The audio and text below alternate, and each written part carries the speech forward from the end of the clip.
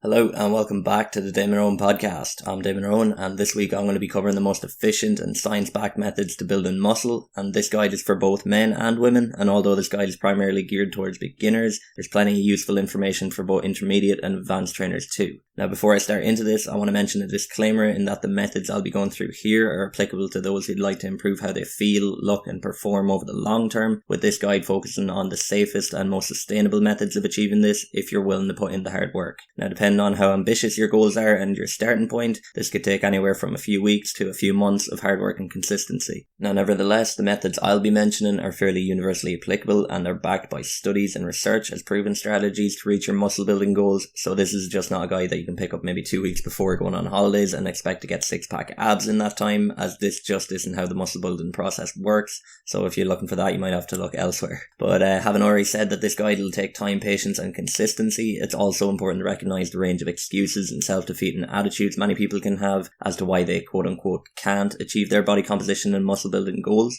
So here I'm just going to address some of them, and that you may be thinking of them yourself and how you can overcome them, so that you'll be able to set yourself up with a strong why and a sense of purpose about your goals, and that'll help you pushing through barriers and staying consistent for the long term and exceeding those goals. So first off, many people setting a fitness goal have a history of not following through with their goals in the past, and this is completely fine. The best advice I can offer here is creating accountability for yourself. So here you can either take the route of getting a coach who will obviously hold you to your word and help you staying on track and achieving your goals. However, it can also be as simple as telling maybe someone close to you, a close friend or a family member, that you don't want them to see you fail. So tell them that you're undertaking maybe a 90-day fitness challenge to achieve a certain body composition goal or a certain level of fitness, and from here you can create a calendar or routine built around this goal, and your accountability and motivation will be sourced from not wanting to let that person down because you've told them about your goals. Now the second one could be concerned that you're concerned that the goal will take too long. Now I know I've mentioned that this can, you take on a 90-day commitment, and yes, some goals can be dependent on your starting point and how ambitious you are. It could take longer than that. However, if you commit to a goal and keep consistent and on track for the first 90 days, you'll have built up kind of an understanding and a certain amount of comfort in carrying out regular fitness routines like that, and you'll likely be able to keep that up for much longer as you continue to grow and progress, and you become more confident and competent in your ability to continue thriving, and you'll reach your goal eventually.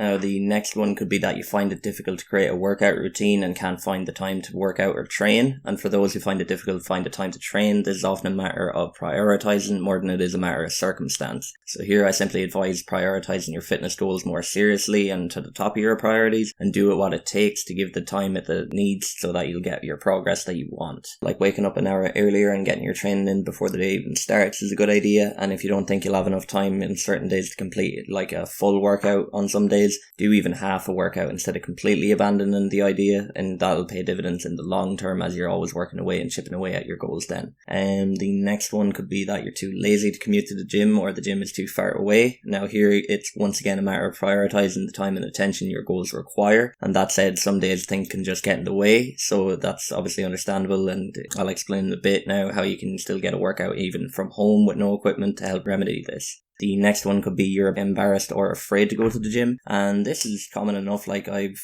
been there myself, and it can be down to a number of reasons, such as maybe social anxiety or being afraid of what others think of you, thinking how you're doing the exercises. And for this, it's important to recognize that this is entirely normal and that there's ways and means of overcoming this. So my advice is probably to go to the gym with a friend, or even hire a coach or trainer to help you build confidence in performing the exercises correctly with proper form, and it'll make the gym a place to be more enjoyed instead of feared from there, because you'll be more confident in yourself. And it's also important to recognize that everyone in the gym is there for the same reasons as you, in that they want to improve themselves and overcome challenges, and they just aren't that interested, in focusing on how you are doing and how your workouts are doing. Everybody's kind of worrying about themselves as you are, so you're not too focused on the person beside you doing reps or banging out reps on whatever machine or whatever exercise, so that's pretty much the same back at you. They're not too worried about you, so just think that and you'll be able to work through your workouts. And the next one kind of ties into the last point, in that fearing you don't have the ability. So this is another reason people can be afraid of going to the gym, and it's important to recognize that lifting weights and doing exercises doesn't require so much talent and ability so much as it does grit and determination. So if you keep at it, if you're giving yourself those few weeks to get into the flow of training, from there you'll realize that exercising doesn't take all that much skill or ability, as so much as it really comes down to not giving up or giving in.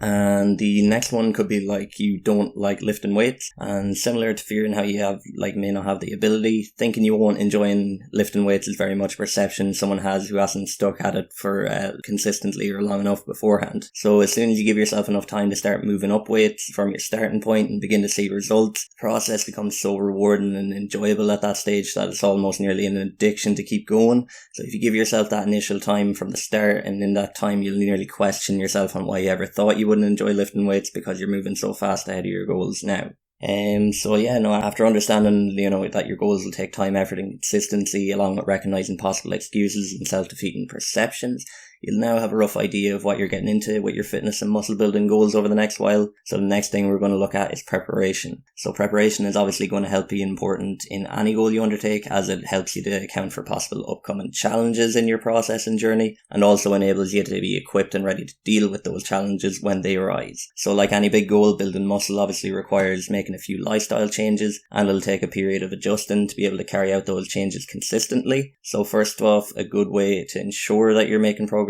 in these changes is to have a point of comparison, which is your starting point. So here I advise maybe taking progress photos when you start out, that you compare it on how do you look from when you start to maybe how you look in 90 days when you're finished, or however long your goal is going to take. And as for how many progress photos you should take along the way, it's entirely up to you. Most people take one photo each week. However, it's usually every 4 to 6 weeks where you'll see those major changes start to come in between photos, as opposed to week. That said, by all means, if you'd like to take a progress photo each week, do. By the end of the 90 days, you'll have a few photos that you'll be able to compare to reaching your goals, and you'll have built up that set of photos that have a certain sentimental value in seeing your progression from start to finish. So by all means, if you feel like taking a photo every week, go ahead, do anyway. But the only other advice that I'll mention is that you should try to be consistent with your photos. So taking them in the same spot at the same angle with the same lighting and environment is a good idea, and this helps to provide the most consistent and realistic representation as to how well you're progressing. As say maybe an example, there's a big difference in taking one photo just after waking up in your bathroom, and then another one straight after training with the perfect gym lighting under you and your muscles all pumped up. You're not going to get a realistic comparison from week to week.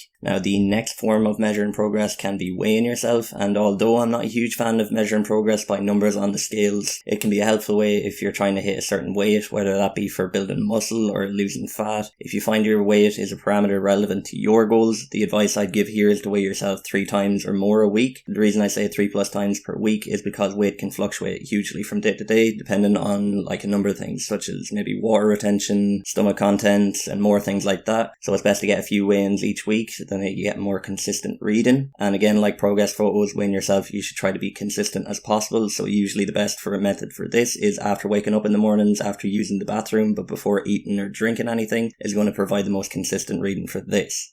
And finally, the last way of measuring progress is measuring tape. So this is particularly useful if you see certain body parts that you want to improve, such as getting maybe a smaller waist or bigger arms or legs, as it allows you to measure their size. And depending on your goals, you'll have different priorities. So again, it's useful to have another way of measuring progress and understanding what really, if you're really making the intended progress in those areas. As a final word on measuring progress, I will say that you shouldn't become overly attached to making progress. Obviously, it's what you want to be doing, but what I mean by this is that you don't want to attach your sense of self-worth to numbers on the scale or the size of your waist and things like that. You'll have some weeks where you make progress, some weeks where you won't make progress, and some weeks where you might even be set back and lose progress. And it's important to recognize that this is all part of the process, and that so long that you stay focused and staying consistent over the long term, the results will come. So don't be disheartened if you see a lack of progress at times, because this is usually normal and part of the process, and you'll eventually get to where you want to be so long as you stay consistent and work hard. So other ways of ensuring that you're prepared is to have the aspects of your training, your diet and recovery down. So for building muscle, you have to ensure that you're training your muscles enough so that they'll grow, but not so much that they'll be overworked, strained or injured. But also you have to make sure you understand the training program in that it suits you and your goals. And if you're unsure about it, ask questions. If you have a coach or trainer to turn to, I'm always available for this. If you'd like to email me or contact me on Instagram, I'll leave my details in the podcast show notes.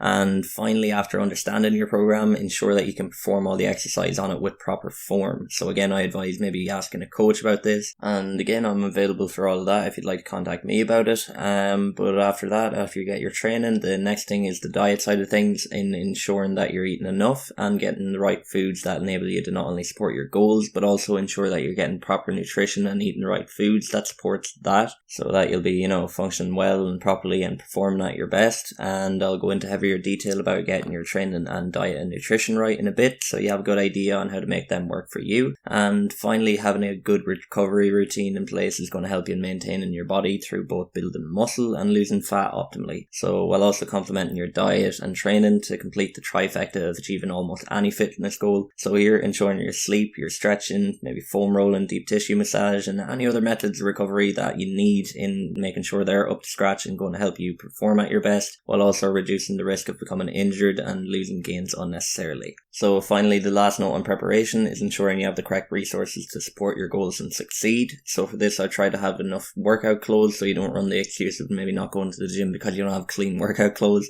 That's been ones before. And also ensure that you have the right foods that align with your goals and have them readily available at all times when you need them, and set up a shopping routine to ensure it stays that way in case you run the excuse of not maybe having the right foods around. And again, I'll go into further detail on those foods in a bit on the diet and nutrition part of this podcast, but for now I'll go into training. So obviously training and working out regularly is going to play a large role in most fitness goals, especially when you're looking to build muscle. So here the best approach is to get a plan or a program that aligns with those goals, your level of ability and availability to train. So this way your training is going to complement your lifestyle, and the more suited it is to your ability, the faster and better quality of results you'll see reflected in your results.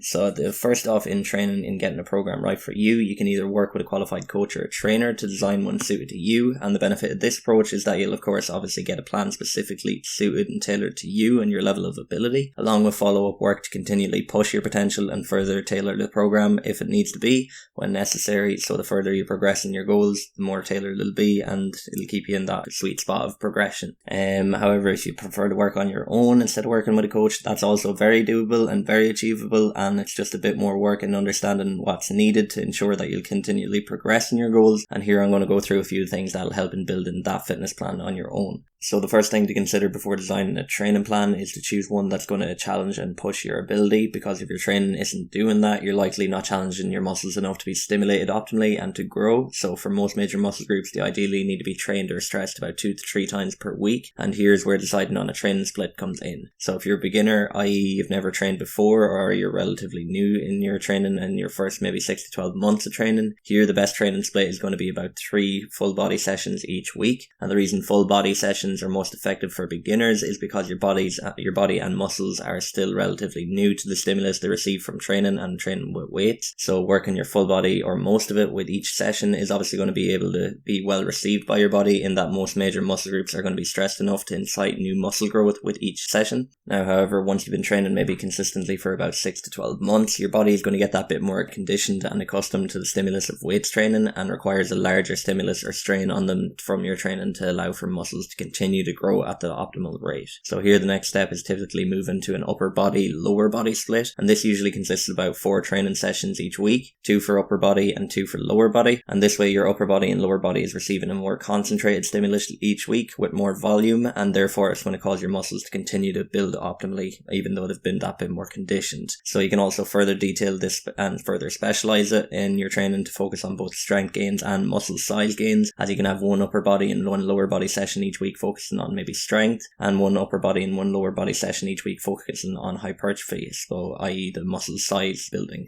That's all into different training parameters that you can look into yourself. I'll leave in the show notes. As time goes on and your muscles become more accustomed and conditioned to your training, and usually after the first 2 years this is of consistent training, your muscles will likely be trained to the point where you need to go into a new split again, and here you can do a push-pull leg split. So this split is typically maybe 5 or 6 sessions per week, where you'll have 2 pull sessions consisting mainly of pulling exercises working the back and biceps, 2 push sessions that are mainly consistent of maybe pushing exercises working the chest, shoulder and triceps, and finally 1 to 2 maybe leg sessions consisting mainly of lower body exercises working the legs major muscle groups. So as for designing your training split, those are just a few general guidelines that'll help you define on what best suits your level of ability and fitness. And after that, there's other general principles that you can apply to get the best out of your training and continue to reap results. So here, applying the method of progressive overload is going to be a big help in ensuring that you continue to move forward. And what a progressive overload is essentially means is that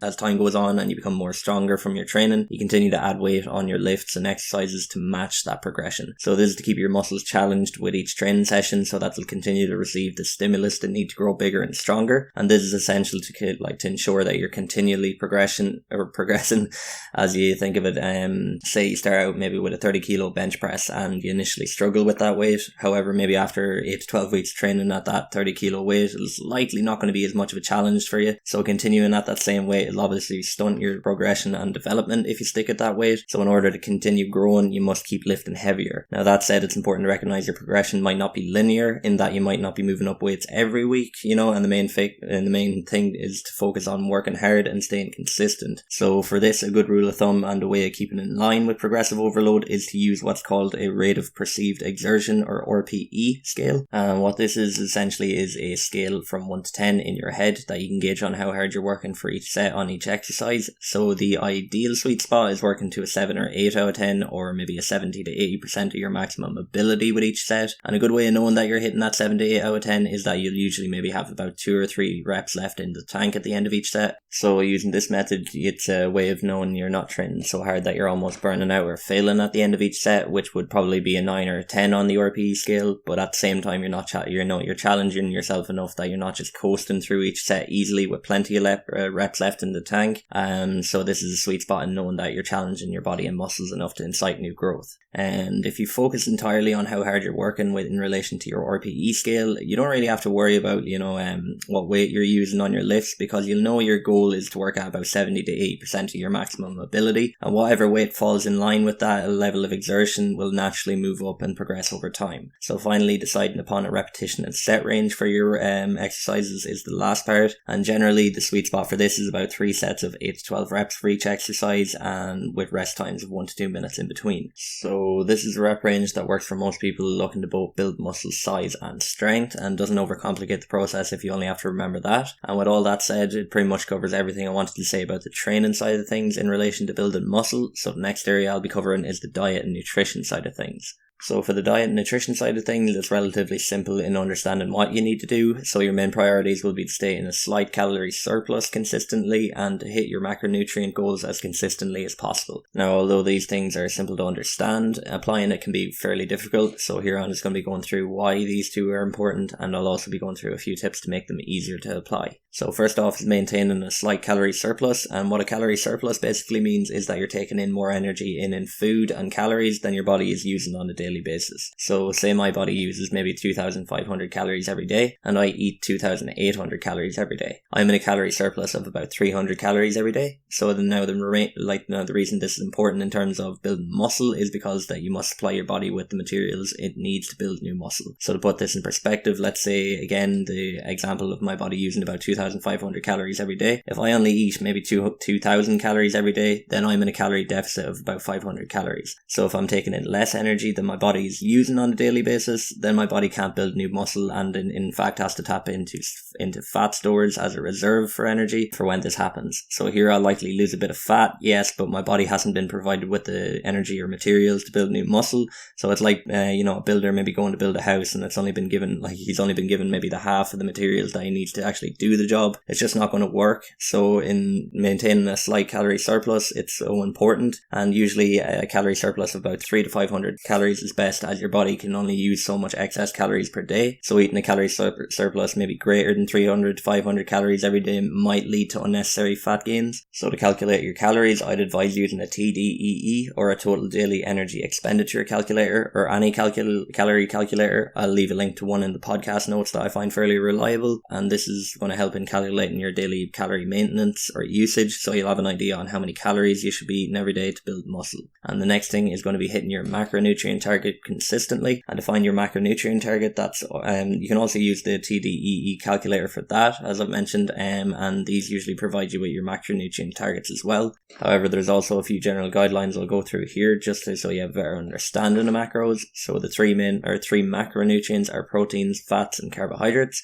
and these are what most all foods are made up of. And ideally most people should be aiming to get around 1 gram of protein per pound of body weight that they have, as that's usually enough protein for the body to build and maintain muscle. But if you're looking to build muscle and maintain a calorie surplus, you can actually afford to be a bit more lax on protein intake, with getting around 0.8 to 1 gram per pound of body weight. Whereas if you're looking to lose fat and are in the calorie deficit, protein intake becomes that bit more important. So try having maybe 1 to 1.2 grams per pound of body weight. And the other two macros are your fats and your carbs. So ideally try to have maybe 20 to 30% of your daily calories coming from fats, healthy fats if you can, as they're important for a number of bodily functions, so they're needed. And the remainder of your calories from there can come from carbs. So the best way of keeping on top of this is using the app MyFitnessPal, because you can input all your foods and have your calories and macros calculated for you there and then. However, if you prefer not to be weighing out all your foods and inputting them into an app, there's also more intuitive approaches that I've explained in episode 2 of my podcast. So if you'd like to check that out, I'll leave a link in the show notes. And after you have your calorie surplus and macro targets down, in that you're able to hit them consistently, that's pretty much 90% of the work done in terms of your diet and nutrition. You don't really need to worry about meal timings or things like that. And there's a few more things that you can do to ensure the best results, such as eating clean. So maybe having clean, non-processed whole foods for 80% or more of your calories intakes is important, ensuring that the healthiest, most clean results, and staying on top of your water intake, particularly on training days. And there's a few more healthy eating tips that I've also detailed in episode 2 of my podcast, so I'm just not going to go over them here again. If you want to listen to the podcast, I'll obviously leave the link in the show notes.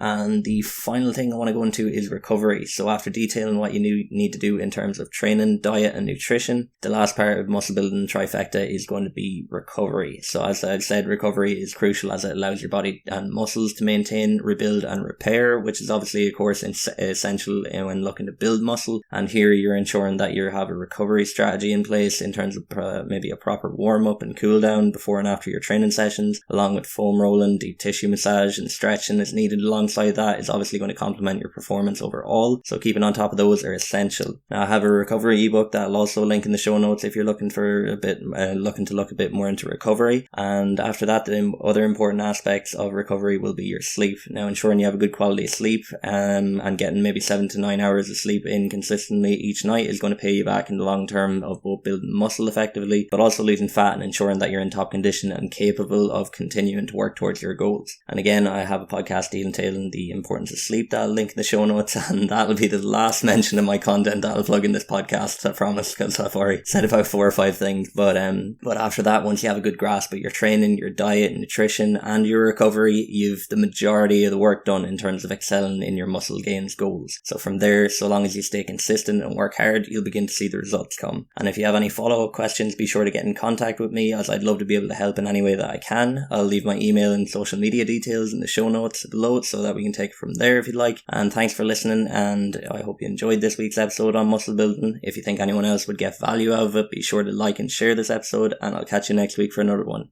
Thanks, bye.